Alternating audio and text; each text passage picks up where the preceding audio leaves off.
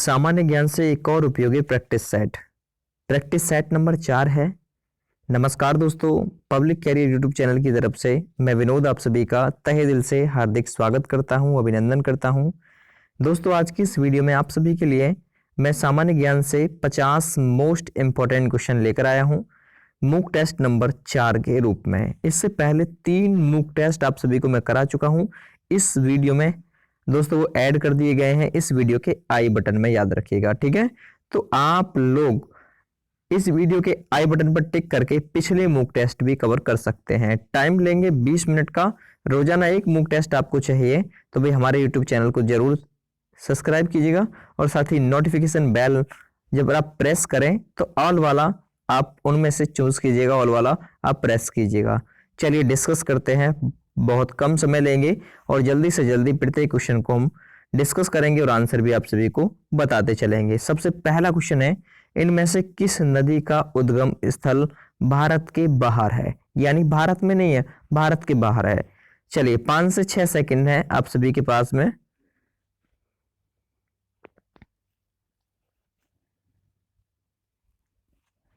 तो सही आंसर हो जाएगा दोस्तों ब्रह्मपुत्र। एक तो ब्रह्मपुत्र होगी और एक होगी सिंधु, ठीक है भाई।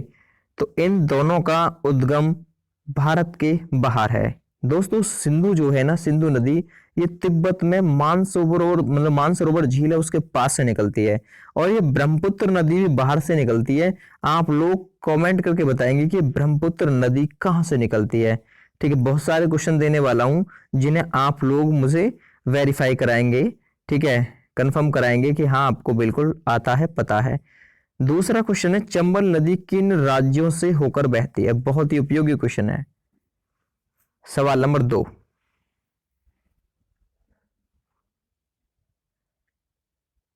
दोस्तों इसके लिए सही आंसर है उत्तर प्रदेश, मध्य प्रदेश और राजस्थान, ठीक है।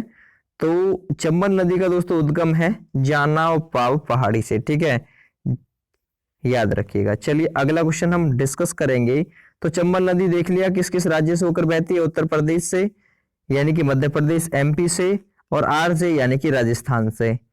चलिए अगला क्वेश्चन है, स्वतंत्रता के बाद रियासतों का एकीकरण में सबसे महत्वपूर्ण भूमिका किसके द्वारा निभाई गई? स्वतंत्रता के बाद देशी रियासतों का एकीकरण हुआ और इसमें सबसे महत्वपूर्ण जो भूमिका निभाई गई थी वो किसके द्वारा निभाई गई थी? सवाल नंबर 3, जल्दी से कमेंट करिएगा, जल्दी से। सही आंसर हो जाएगा इसका सरदार वल्लभ भाई पटेल के द्वारा।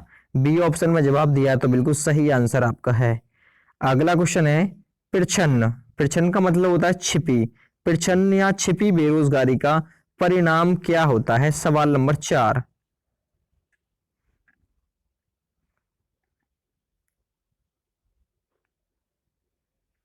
सही आंसर है अनु उत्पादक कर्मचारियों की संख्या में वृद्धि है, ठीक है। प्रच्छन्न या छिपी बेरोजगारी का परिणाम, सी आंसर दिया है तो बिल्कुल सही आंसर है। मैच करते रहिएगा और 5 पर, 10 पर, 15 और 20 इन सभी पर जो 5-5 के आंकड़े हैं, 5-5 की जो सीरीज बन रही है, इन पर आप अपने बताते रहिएगा कि भाई हमारे इतने सही हो गए।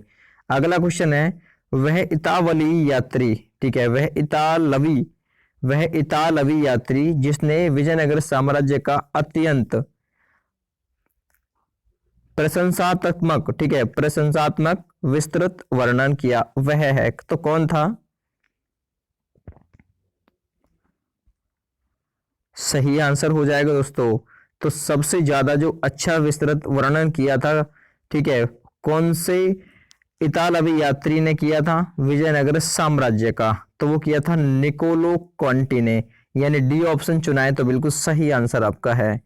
विजयनगर साम्राज्य की स्थापना दोस्तों हरिहर और बुक्का नाम के 2 भाइयों ने की थी, याद रखिएगा।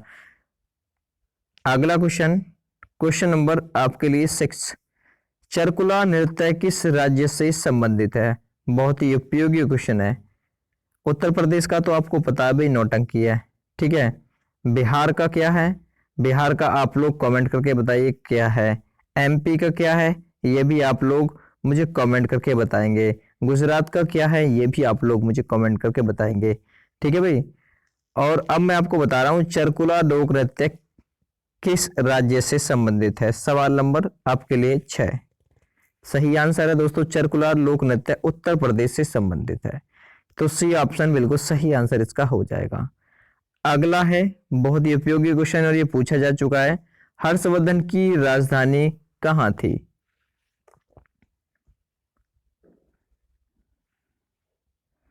सही आंसर हो जाएगा दोस्तों, हर्षवर्धन की राजधानी थी कन्नौज। बहुत सारे लोग थाने से लगाते हैं, लेकिन हर्षवर्धन की राजधानी कहाँ थी? कन्नौज थी, याद रखिएगा। कन्नौज से पहले कहाँ थी ये भी आप लोग मुझे कमेंट करके बता दीजिए। अगला क्वेश्चन है, बुद्ध ने अपना प्रथम उपदेश कहां पर दिया? सवाल नंबर 8। बुद्ध ने अपना प्रथम उपदेश कहां पर दिया था? तो ये सारनाथ में दिया था। ए ऑप्शन बिल्कुल सही आंसर इसका आपका हो जाएगा। अगला क्वेश्चन करेंगे, नेक्स्ट है, कंप्यूटर की स्मृति का मापन किया जाता है। तो कंप्यूटर की स्मृति का मापन किसके द्वारा किया जाता है? सवाल नंबर 9।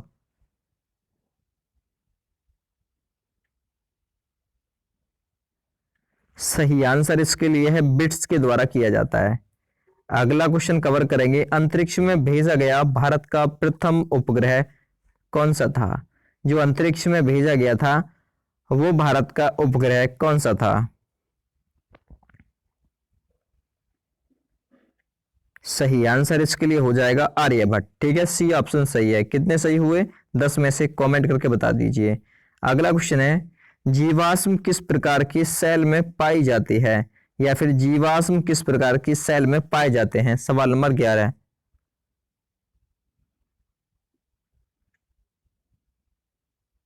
सही आंसर हो जाएगा दोस्तों, जीवाश्म रूपांतरित प्रकार की सेलों में पाए जाते हैं। अगला क्वेश्चन हम डिस्कस करेंगे, नेक्स्ट है क्वेश्चन नंबर 12। वायुमंडल में कौन सी गैस सबसे ज्यादा होती है? या फिर वायुमंडल में सबसे ज्यादा कौन सी गैस है?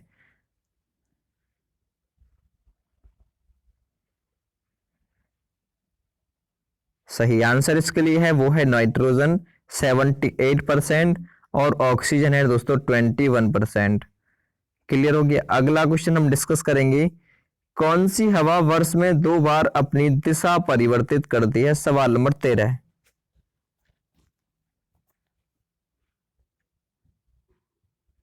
सही आंसर है इसके लिए वो है मानसूनी हवा, जो वर्ष में, ठीक है, 2 बार अपनी दिशा परिवर्तन करती है।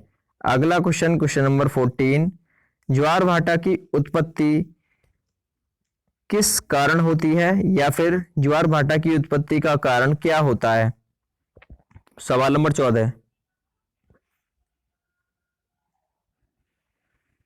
सही आंसर हो जाएगा दोस्तों, ज्वार भाटे की उत्पत्ति का कारण है चंद्रमा का गुरुत्वाकर्षण। अगला क्वेश्चन है क्वेश्चन नंबर 15, गोभी, कालाहारी, अटाकामा, सहारा ये क्या है? गोभी, कालाहारी, अटाकामा और सहारा ये क्या है दोस्तों? भारत का थार मरुस्थल बड़ा है, अफ्रीका का सहारा, तो ये क्या है सभी दोस्तों? क्या है? ये मरुस्थल है। ए ऑप्शन सही है। अगला क्वेश्चन है, जैन धर्म के 23वें तीर्थकर कौन थे? भाई 23वें पूछे, इससे पहले सुन लीजिए, जैन धर्म में कुल 24 तीर्थकर हुए। 24वें तीर्थकर महावीर स्वामी थे, पहले तीर्थकर ऋषभ देव थे। ठीक है, याद रखिएगा। अब जैन धर्म के 23वें तीर्थकर कौन थे दोस्तों? वो थे पार्श्वनाथ। तो सी ऑप्शन में जवाब दिया तो बिल्कुल सही आंसर इसका हो जाएगा। अगला क्वेश्चन है, निम्न में से कौन सी नदी डेल्टा नहीं बनाती? ठीक है, कौन सी नदी डेल्टा नहीं बनाती?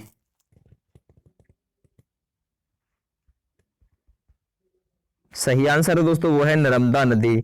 गंगा और ब्रह्मपुत्र नदी दोस्तों मिलती हैं, गंगा और ब्रह्मपुत्र नदी, तो ये सुंदरवन डेल्टा बनाती हैं जो कि पश्चिम बंगाल में है।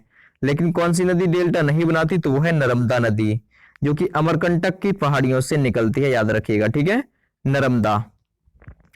अगला क्वेश्चन हम डिस्कस करेंगे, क्वेश्चन नंबर 18, एशियाई खेलों में 400 मीटर की दौड़ में स्वर्ण पदक जीतने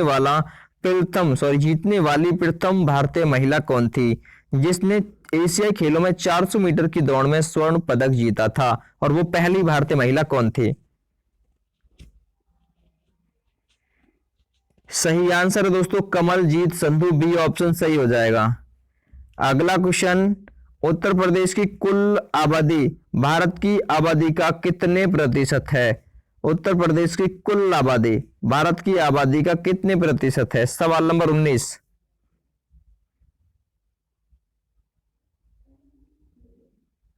सही आंसर हो जाएगा 16.4% है। ठीक है, उत्तर प्रदेश की कुल आबादी भारत की आबादी का 16.4% है। ठीक है, उत्तर प्रदेश दोस्तों आबादी के मामले में सबसे ऊपर है और क्षेत्रफल के मामले में चौथे स्थान पर है, याद रखिएगा। ठीक है, चलिए अगला क्वेश्चन है, बांग्लादेश के क्रिकेट के मैदान पर किस खिलाड़ी की मृत्यु हुई थी? ठीक है, बहुत ही उपयोगी क्वेश्चन है। बांग्लादेश के क्रिकेट मैदान पर किस खिलाड़ी की मृत्यु हुई थी? सवाल नंबर 20। बहुत ही उपयोगी क्वेश्चन है। सही आंसर हो जाएगा दोस्तों रमन लांबा। ठीक है, बांग्लादेश के क्रिकेट मैदान पर किस खिलाड़ी की मृत्यु हुई थी? रमन लांबा की।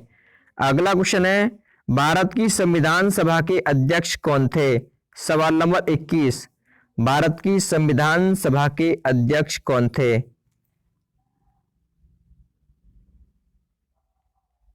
सही आंसर इसके लिए हो जाएगा डॉक्टर राजेंद्र प्रसाद, भारत की संविधान सभा के अध्यक्ष थे। कितने सही हो गए आप सभी के कमेंट करके मुझे बता दीजिए, इतने सही हो गए। अगला क्वेश्चन है, भारत में संपत्ति का अधिकार अब रह गया है। दोस्तों संपत्ति का अधिकार पहले हमारा कौन सा था? मौलिक अधिकार था। अब मौलिक अधिकारों की संख्या कितनी है दोस्तों? अब 6 है, पहले 7 थी। ये जो हमारा संपत्ति का अधिकार है ये पहले मौलिक अधिकार था, लेकिन अब दोस्तों ये क्या हो गया है? अब ये हमारा कानूनी अधिकार यानी कि जो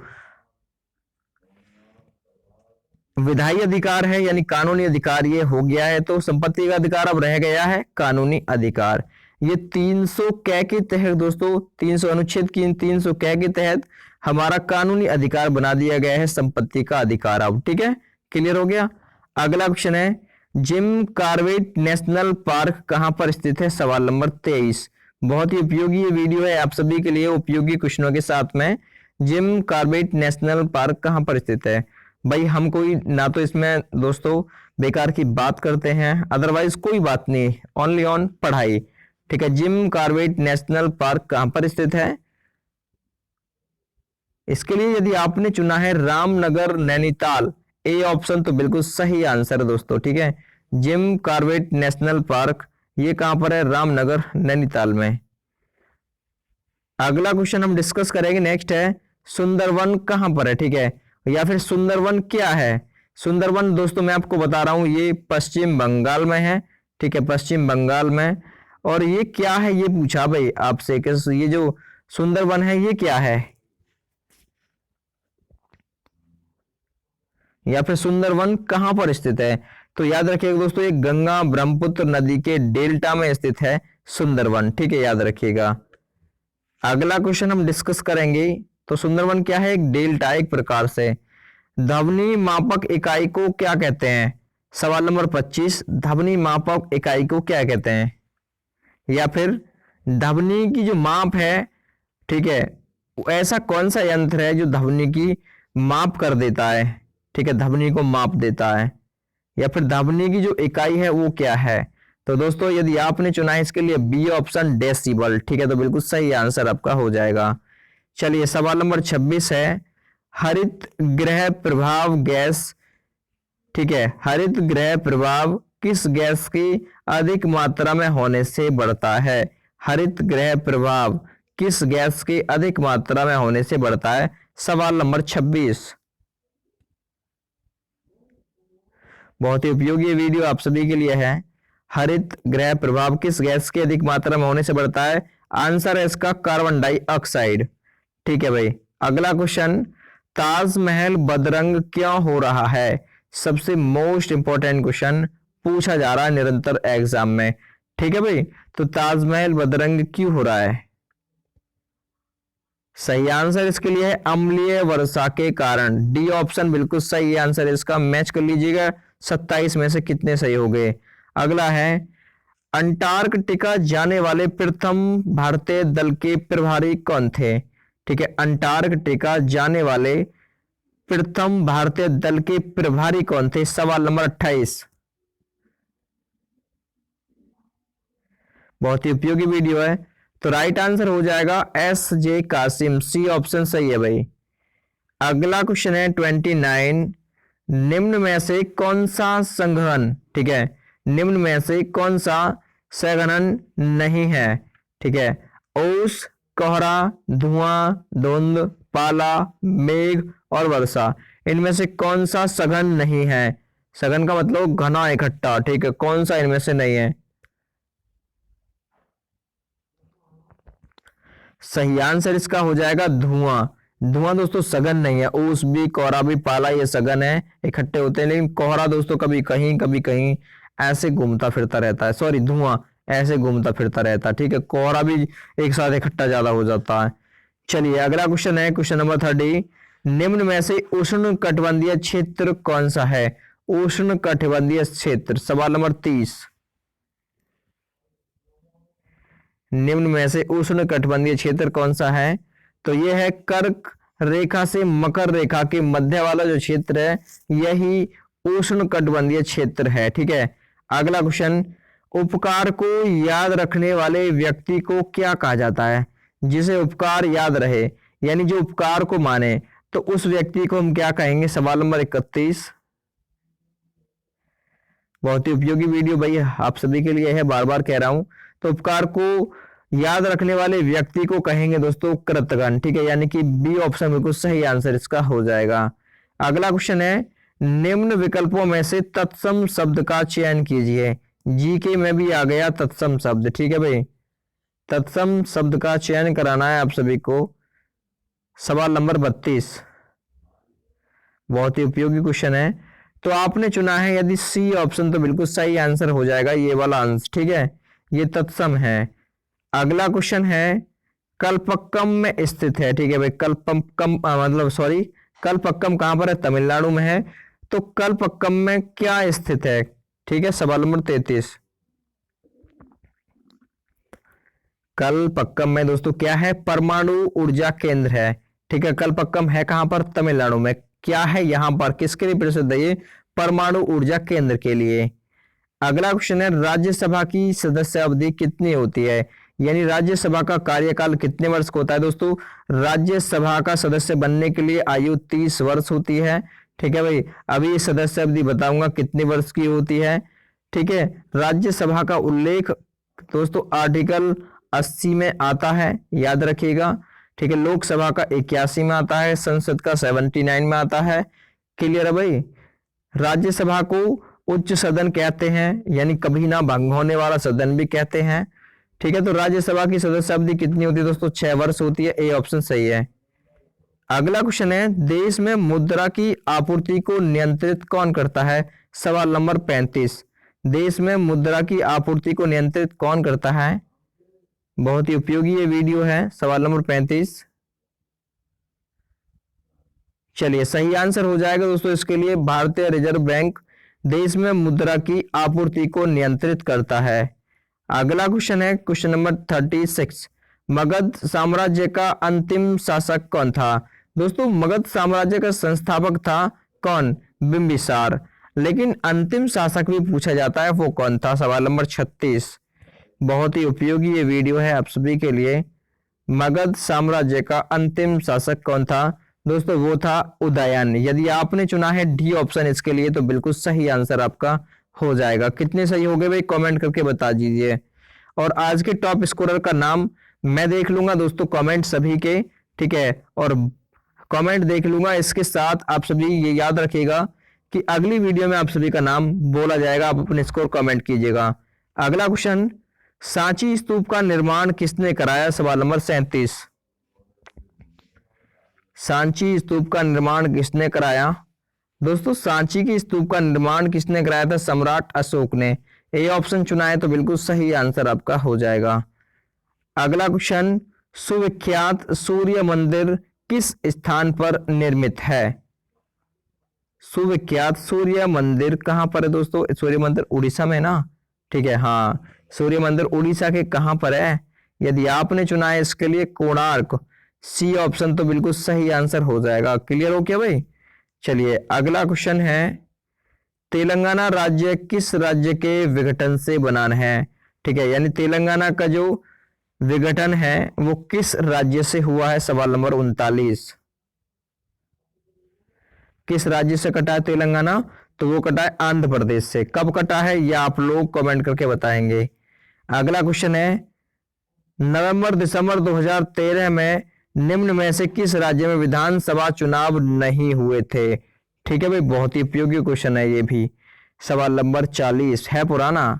तो किस राज्य में विधानसभा चुनाव नहीं हुए थे नवंबर 2013 में? तो वो था झारखंड। ठीक है, क्लियर हो गया भाई। अगला क्वेश्चन, वन्य प्राणी सप्ताह प्रतिवर्ष कब से कब तक मनाया जाता है? ये यूपी लेखपाल में पूछा जा चुका है क्वेश्चन। वन्य प्राणी सप्ताह कब से कब तक मनाया जाता है? सवाल नंबर 41। चलिए दोस्तों, सही आंसर हो जाएगा इसके लिए 1 से 7 अक्टूबर के बीच प्रतिवर्ष वन्य प्राणी सप्ताह मनाया जाता है। अगला क्वेश्चन, येन किस देश की मुद्रा है? ठीक है, येन किस देश की मुद्रा है? चीन की युआन मुद्रा है, राष्ट्रपति चीन के बीजिंग है, जापान की है दोस्तों येन मुद्रा। ठीक है, जापान की येन है और चीन की युआन है। दक्षिण कोरिया की वॉन है, भूटान की दोस्तों न्यूगल ट्रम है, भूटान की राजधानी थिम्पू है। और दक्षिण कोरिया की राजधानी कहां पर है? एक और मैं आप सभी को आंसर दे रहा हूं, ठीक है, आप लोग दक्षिण कोरिया की राजधानी मुझे बताएंगे। अगला क्वेश्चन हम कवर करेंगे। अगला है रॉबर्ट कैनिगेल की पुस्तक the man who in infinity किसकी जीवनी है? रॉबर्ट कैनिगेल की पुस्तक the man who knew infinity किसकी जीवनी है? सवाल नंबर 43। तो किसकी जीवनी है दोस्तों? ये श्रीनिवास रामानुज की जीवनी है। ए ऑप्शन में जवाब दिया तो बिल्कुल सही आंसर इसका हो जाएगा। अगला क्वेश्चन, किस शहर में 2020 के ओलंपिक खेल आयोजित किए जाएंगे? ये बहुत ही इंपॉर्टेंट क्वेश्चन है। ओलंपिक खेल दोस्तों स्थगित हो गए हैं, 2021 में अब ये आयोजित किए जाएंगे। ठीक है, 2020 में होने थे ये, तो अब ये 2021 में आयोजित किए जाएंगे। कहां पर होने थे?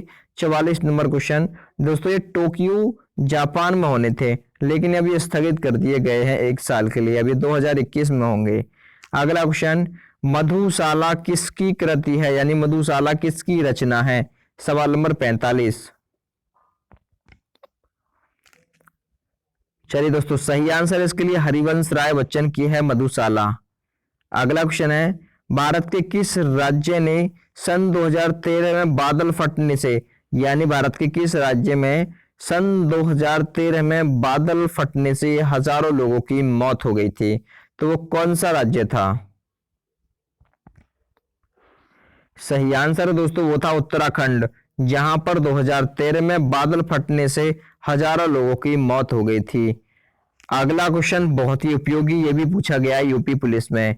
Doctor BR Ambedkar police academy Uttar Pradesh में कहां पर स्थित है? सवाल number 47। Doctor BR Ambedkar police academy Uttar Pradesh में कहां पर है?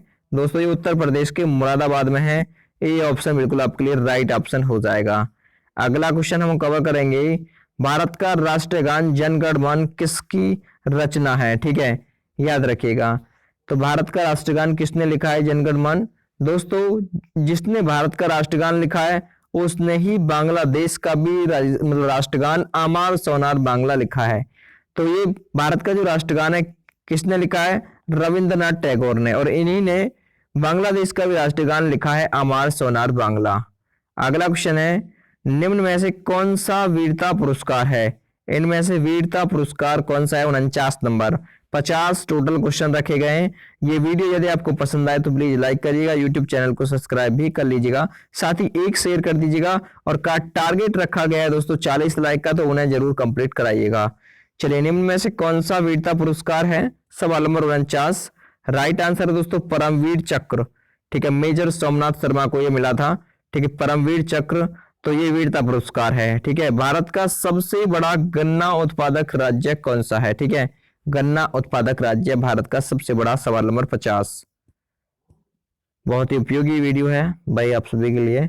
तो भारत का सबसे बड़ा गन्ना उत्पादक राज्य, इसके लिए यदि आपने लगाया ए ऑप्शन उत्तर प्रदेश, तो बिल्कुल सही आंसर आपका हो जाएगा। दोस्तों आंसर की आप सभी को इस फॉर्मेट में अब दी जाती है।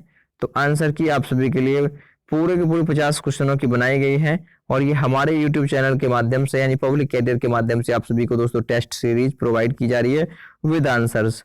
ठीक है भाई, आंसर्स ऐसे हैं, मान लीजिएगा 1 नंबर का ए है, 2 नंबर का सी है, 3 नंबर का बी, 4 का सी, 5 का डी। अब दोस्तों ये आपको करना कैसे, एक बार तो आपने मेरे साथ पूरी वीडियो देख ली, अब ये वीडियो आप बंद कीजिएगा, पीडीएफ वीडियो के डिस्क्रिप्शन से डाउनलोड कीजिएगा। पीडीएफ डाउनलोड करने के बाद में भाई आंसर्स तो नीचे है ना, आंसर की तो बिल्कुल लास्ट में है, तो आप ऊपर से एक तरफ से क्वेश्चन करते चले आइए, आंसर की से बाद में मैच कर लीजिएगा। कितना स्कोर आपका निकल के आता भाई ये आप लोग मुझे कमेंट करके बताएं। यदि आपका स्कोर अच्छा रहा तो मैं आप सभी का नाम अगली वीडियो में बिल्कुल लास्ट में अंत में जरूर बोलूंगा। Thanks for watching, have a great day.